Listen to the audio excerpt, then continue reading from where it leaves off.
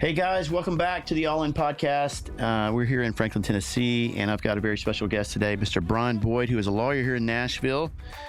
He helps clients with real estate, construction, and business matters related to dispute resolutions. And he's also a really big investor. We're going to talk about that as well. He invests in residential properties. He and his wife, Dawn, have grown their portfolio to a six-figure income. He earned his Bachelor's of Administration from the University of Chattanooga, University of Tennessee, Chattanooga, UT Chattanooga, his Juris Doctorate from Sanford University's Cumberland School of Law, and an LMM in Taxation from Georgetown University Law Center. They live in Franklin, like I said, with their son, Connor, and their three dogs, Bourbon, Bailey, and Bella.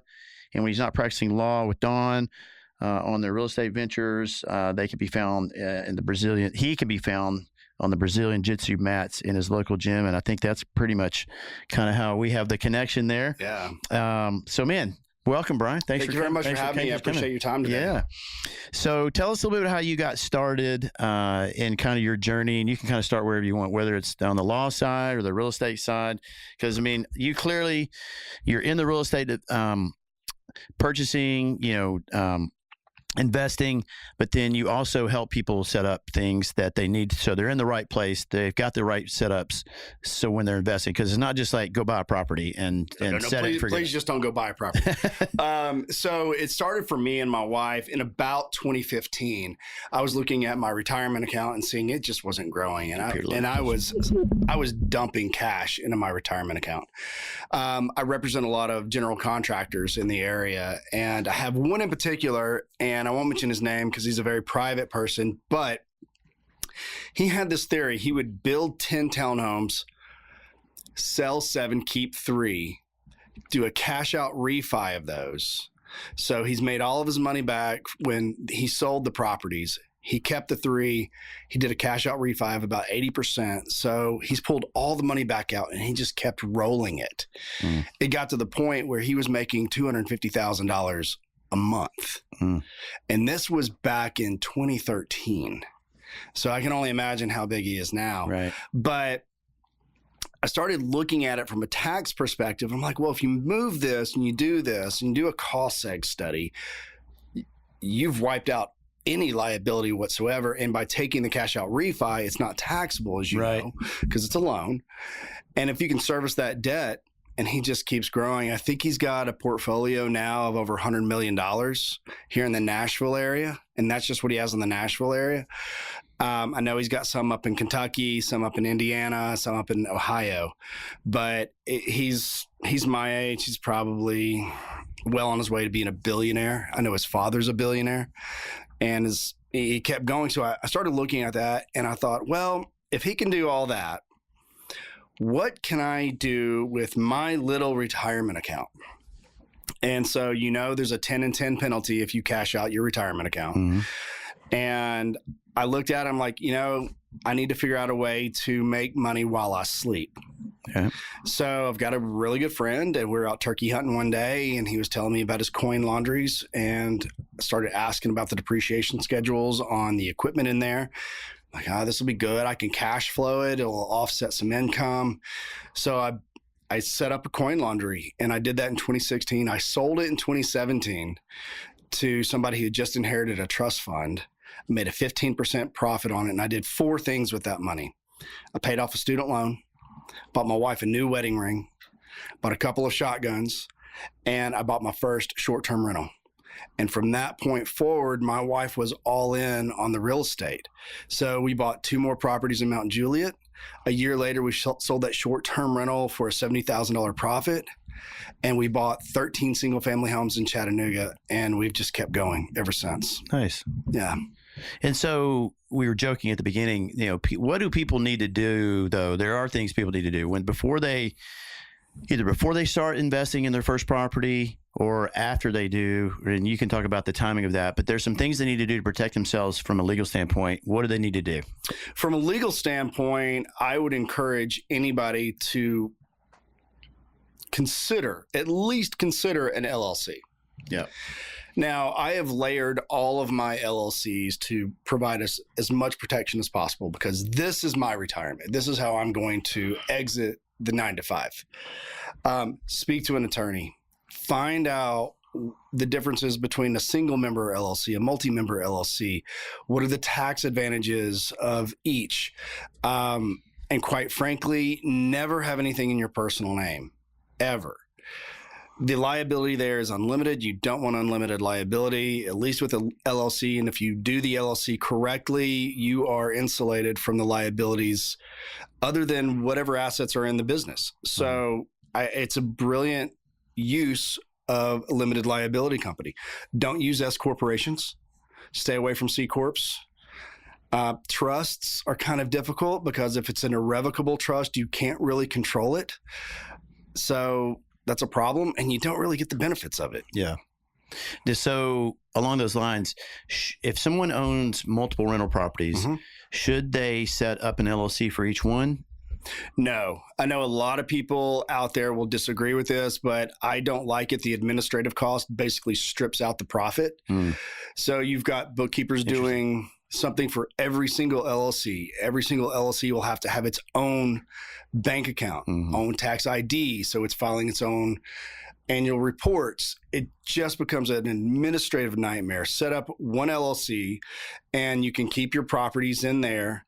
And the way I would advise people to do it is set up a holding company that is your operating company. That operating company will then own the LLCs below it.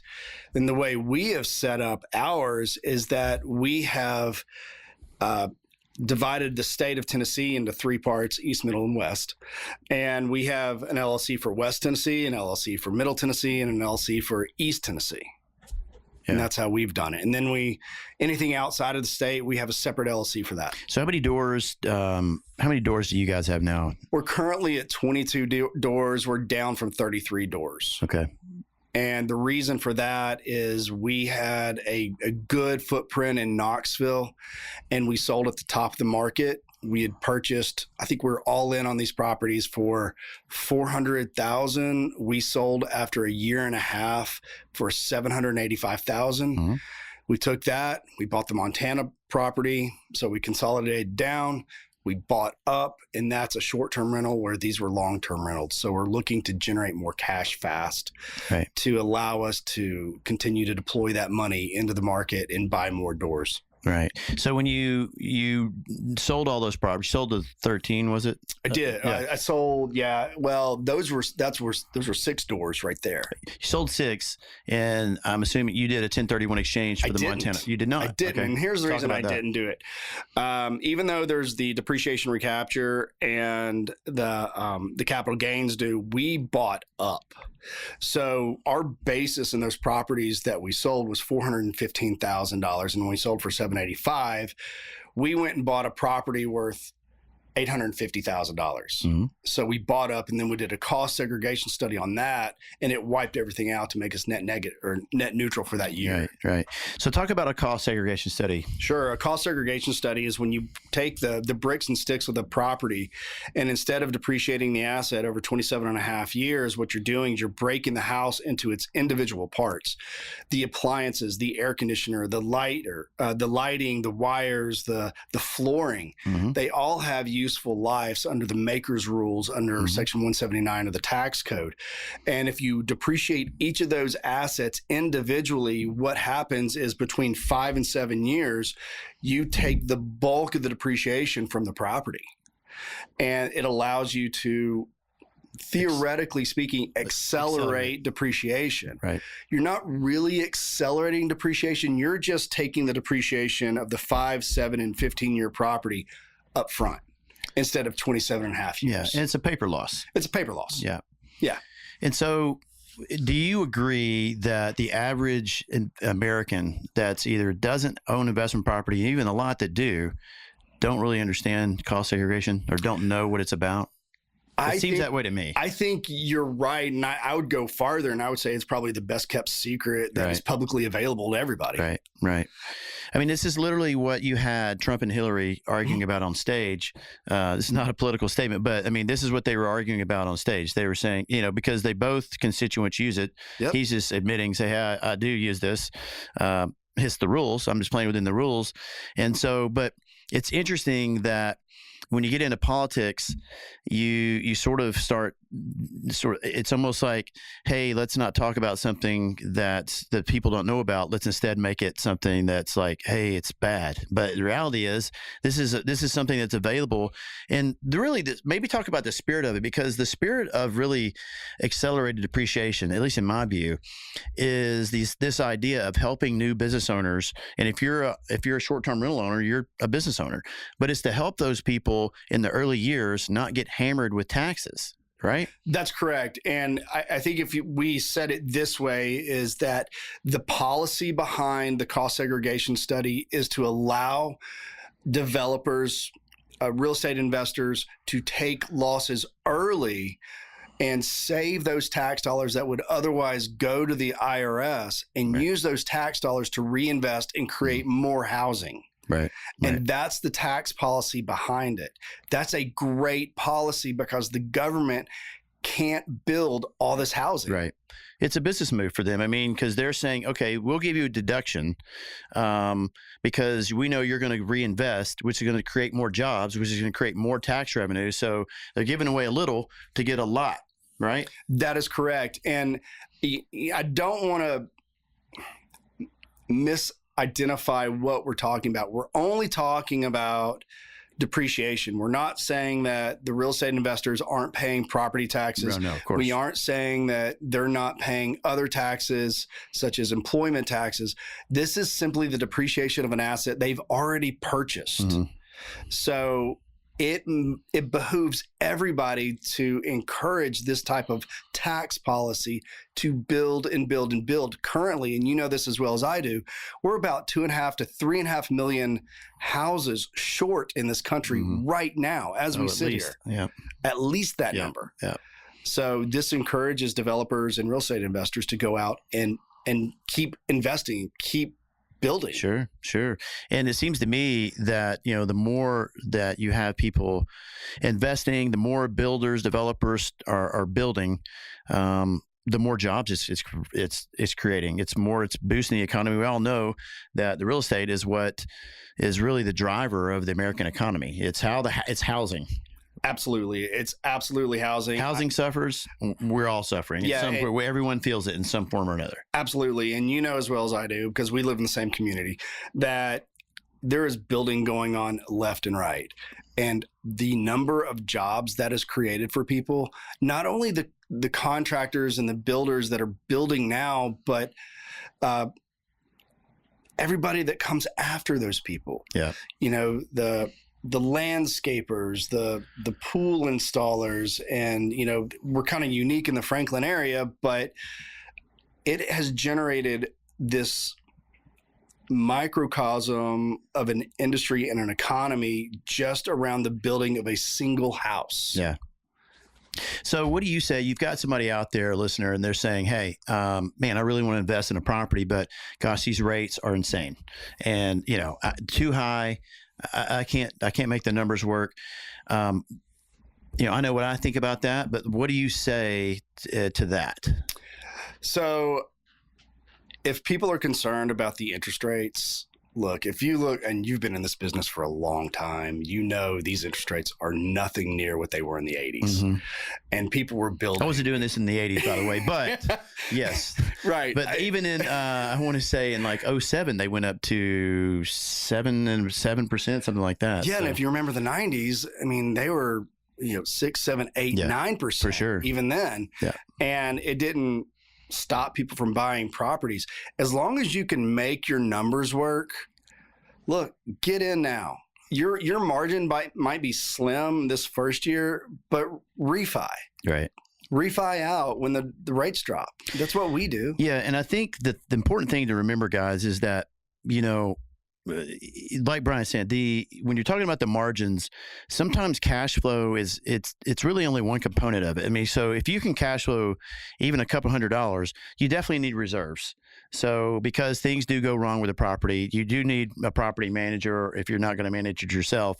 And so I think what people get stuck on is they're afraid they're going to buy a rental property and they're going to be stuck because They can't. I mean, you have Dave Ramsey out there saying that if you can't pay for your rental properties all on your own, the payments, that you shouldn't be buying rental property. Which, I'm sorry, but like, people use leverage. It's not realistic. And it's and it 90, and also not only do they use leverage, but that the vacancy rates are very small. So I mean, it's not like you're going to have vacancy. Now, you're talking to a person who I have a great deal of respect for. However, he's speaking from a place of pain that he experienced some 30 years ago when he got burned, and it's almost like everything is through that filter. I mean, but it's back to the point that it's like people are concerned that I'm going to buy property, but you're leaving out. It's not about the $200 of cash flow. We get it. That's not a lot of cash flow. That's not really the reason why you're buying it, but you're getting it for about three other things: the pay down from the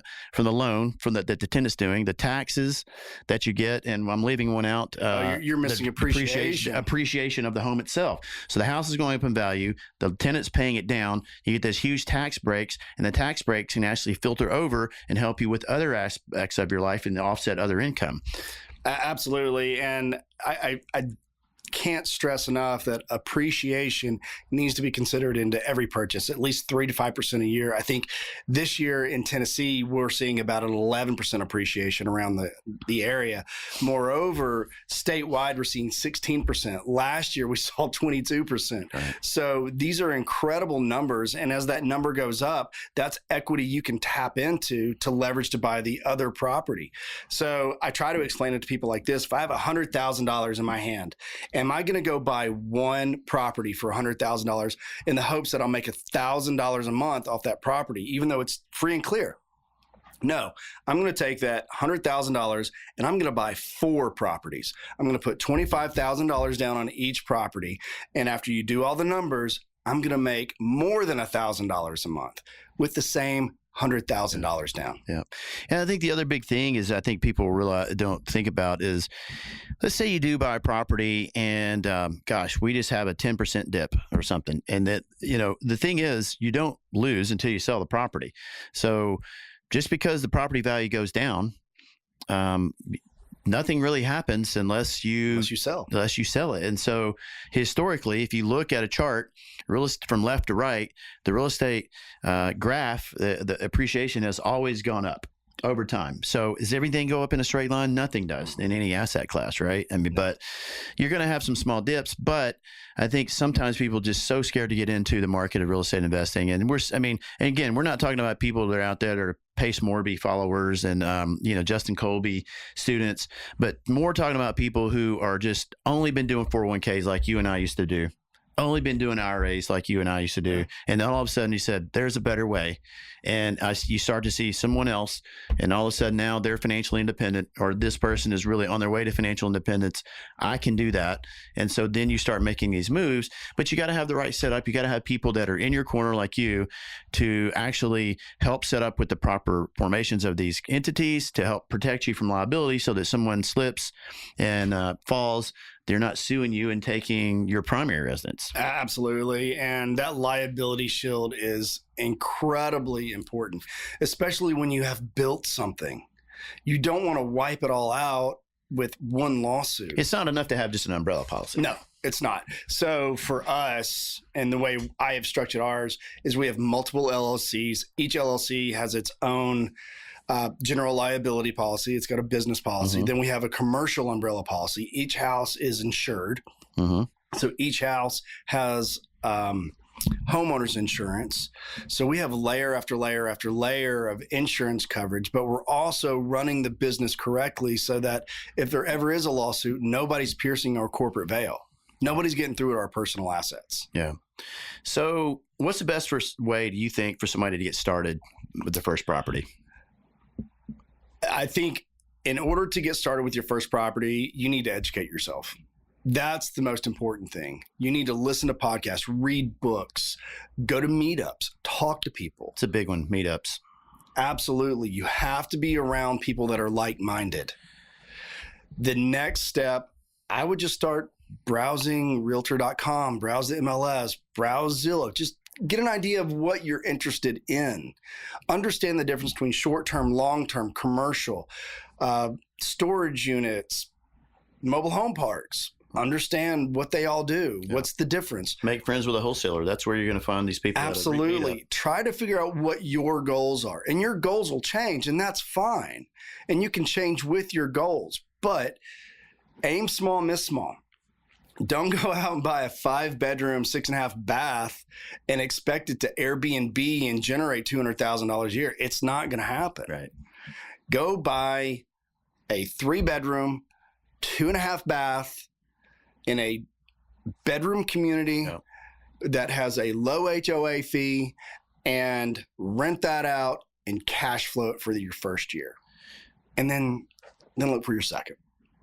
Right. So you talked about how to find them. So how do you find, what's the easiest way to calculate the potential return? How should people do that? So I use ROI. A lot of people use cap rates, but there's so much. Return on investment. Yeah, return on investments, cap rates, CapEx. There's so much that goes into it. And we could sit here all day and talk about all these different formulas, but I quickly look at how much am I paying for the property? What can I get in rent? What's my taxes, my maintenance, my insurance, and what's my vacancy rate for the first year? A lot of people don't take that into account. You have about a 10% vacancy rate. So I add all that up. There's a great app that I keep on my phone. It's called, I think, DealCheck.io. And I just put all the numbers in there and it runs me a report. And I'm like, well, there it is. Can't buy that one. Right. And in fact, this same app, my wife and I used on the last offer we put in on a cabin in Gatlinburg. And I was like, honey, we can't buy this house. It doesn't cash flow. Right. It looks great. It looks like we'll make $86,000 on it. But after we pay property management, taxes, utilities, maintenance, we're going to be negative. Right. We can't buy this house.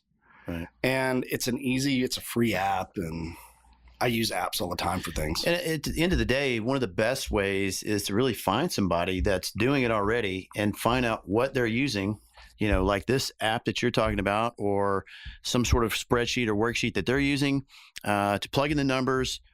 Does it work? Does it not? It really just boils down to really simple things of just plugging in the data, right? If you have a person if you're going to real estate meetups, or you know somebody that's a wholesaler or an active investor that's been successful, you're going to be able to use what they're using to plug in the data, see if it works, and just move on it. Absolutely. Take imperfect action, Absolutely. And I also would tell people that, look, you don't have to buy in your backyard. Sometimes the best deals are an hour or 2 hours away, and that's fine. That's completely doable. If you have one property 2 hours away, but you've got your hands on it and you can run it, great. Yeah. And you can also have a management company, right? How do you feel about that? So I think management companies, if run properly, are incredibly life-saving for you. Mm-hmm. We took over all of our properties about a year ago. So we run everything. Self-manage. Our short-term rentals are obviously managed by a property management company in Gatlinburg, and then in Montana, they run those. But our single-family homes or multifamily homes, we self-manage those. And it's not difficult. With the technology available to everybody right now, it's not hard. Yeah. It really isn't. You just get teams in place, and if something comes in, send your team out. Talk about funding. What do you think is the best way to fund real estate? I personally like using bank money. Traditional financing. I like traditional financing. I am doing a deal now that's all cash. And then once it's built, leased out, we do a cash out refi. But I do like traditional bank financing. But there are other ways to do it. There's hard money, there's soft money, there's partnering, there's crowdfunding. There's a lot of different ways. And I think anybody that's going to get into real estate investing, you need to have a mortgage broker or a banker or some financial person on your team. I've got 4 bankers. 4. So you have to have them. They're critical to success. Critical. And most of the time, they know as much, or if not more, than you do about the products available to you, because the products are different. Right. And that's what a lot of people don't understand. There are different financing products available to people. And you're not married to the loan forever. Nope. I mean, I think that's what a lot of people maybe don't understand is that, currently we're in an environment where rates are elevated. I mean, more than what they were used to, although we don't think rates are going to go back down to those levels that were really a false level. And that's created all kinds of other sorts of issues. But we do know that as inflation comes down, mortgage rates are going to follow. And so when that comes down, there's going to be opportunities for people to refinance. There's still deals being made every single day. I mean, whether you're in the commercial side, whether you're in the residential side, you just maybe have to dig a little bit harder right now. It's not order taking anymore. And you got to dig a little bit harder and find the deal. But, after owning investment property, what do people need to do to set themselves up from a legal standpoint moving forward? Go meet with an attorney, tell them what your goals are. Let them explain all the options available to you for that protection. You definitely want to meet with an insurance agent. You want to learn about insurance products that can protect you personally and your investments. You also want to make sure you're setting up the LLC correctly. A lot of people go on to LegalZoom.com and they do it themselves, and that's great. I make a lot of money because people screw that up all the time. But that's not the goal. The goal is to help you make your own money. So let's do it right the first time. Don't be a penny wise and pound foolish. Yeah. Do it right. Pay for professionals. Pay a CPA, pay a bookkeeper, pay a lawyer. Get it done right. It's investing in yourself. And so how can people, what is the best way for people to work with you? Like, what is an ideal client that you're looking for? People are out there. They're looking to buy rental property. They're either on the cusp of buying or they've pulled the trigger and they've already purchased. What do they come to you for? Typically, they come to me to understand how real estate investing works. And it's a very simple process that I'll sit with them for a couple of hours and I'll whiteboard it out for them. And I'm like, here's what you're looking to do. Here's how we're going to get there. This is what you need to do. Here's how you put your team together. This is how you run numbers. And it's like a 2-hour education for them. Right. So people want to reach out to you. And also, by the way, before we get to that, but they've already purchased. You do some dispute resolution. So people have gotten in. There's some non-disclosure issues that's going on. So you step in to protect them. Use litigation. Sure. I have a law firm, and these are the areas we practice in every day. It's a lot of real estate litigation, a lot of construction defect litigation, and we try to resolve it. We try to transact our way out of it before it has to get to that point where we're filing a lawsuit. Because at that point, it's just going to get expensive. It'll be protracted. If we can resolve it quickly and amicably, we try to do that. But that's what our firm does on a daily basis. And we're happy to help. Just call the firm. We're happy to talk to you about it. Great. So how would people reach out to you, Brian? How do people work for you? Or work with you, rather? Yeah, the law firm is Boyd and Wills, PLLC, and we're up in Brentwood. If they want to reach out about this type of stuff, like real estate investing, it's briantboyd.com. You can reach out through Instagram or TikTok or anything like that. We're pretty responsive about that. Great. Awesome. Brian, thanks for being here. Thanks for tuning in one more time. We appreciate you. Thanks for listening, and we'll see you next time here on the All in One podcast. Thank you.